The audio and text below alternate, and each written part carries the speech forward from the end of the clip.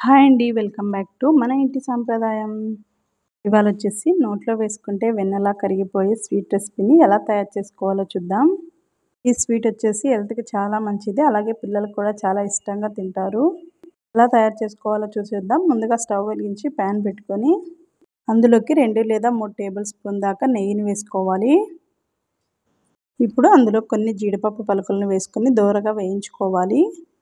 స్టవ్‌ని లో ఫ్లేమ్‌లో పెట్టుకొని ఈ జీడిపప్పు పలుకులన్నీ దోరగా వేయించుకొని ఒక ప్లేట్‌లోకి తీసుకోవాలి.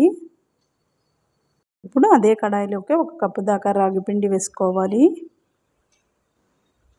అలాగే అందులోకి ఒక హాఫ్ కప్ దాకా సూజీ రవ్వను వేసుకోవాలి.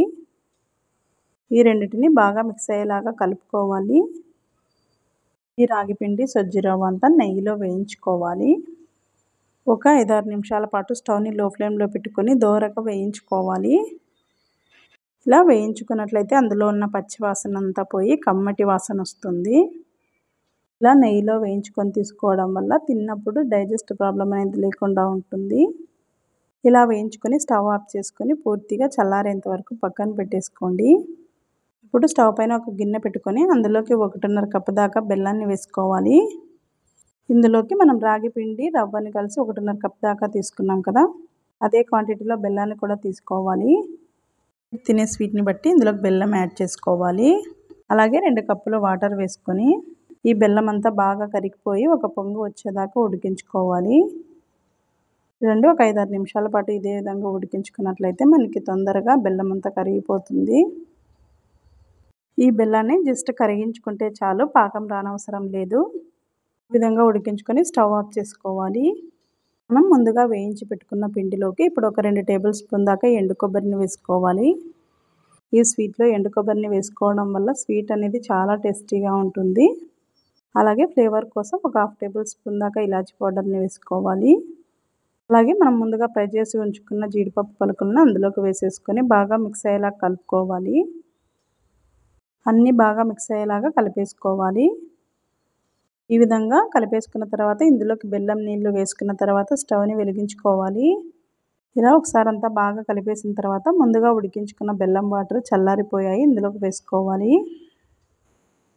ఇలా వడగట్టుకోవడం వల్ల బెల్లం వాటర్లో ఏవైనా రాళ్ళు కానీ డస్ట్ ఉన్నట్లయితే ఈ స్టైనర్లోకి వచ్చేస్తుంది.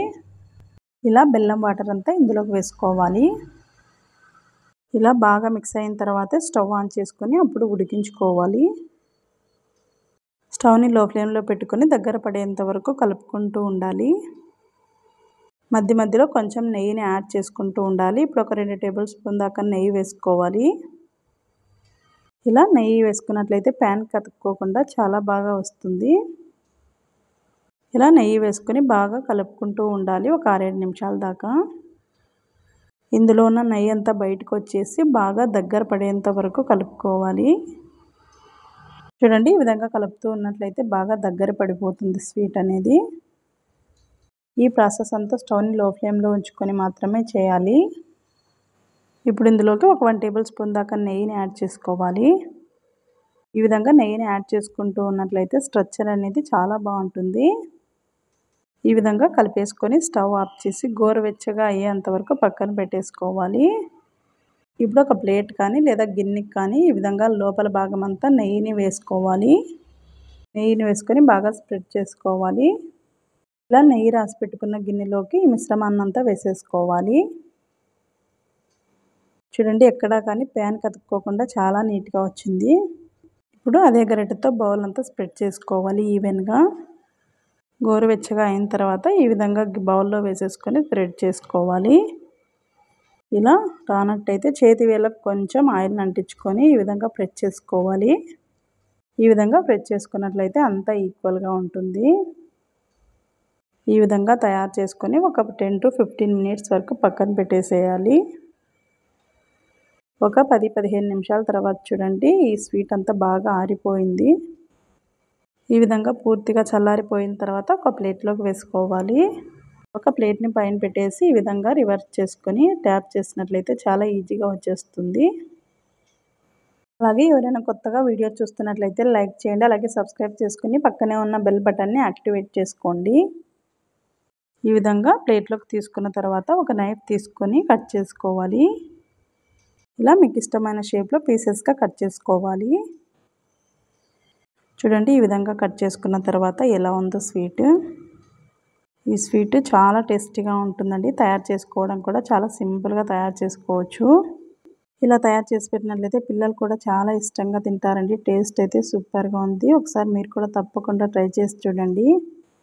ఎప్పుడైనా స్వీట్ తినాలనిపించినప్పుడు ఇలా రాగి పిండి, సజ్జీ రవ్వ, బెల్లంతో తయారు చేసుకున్నట్లయితే హెల్తీగా, టేస్టీగా చాలా బాగుంటుంది.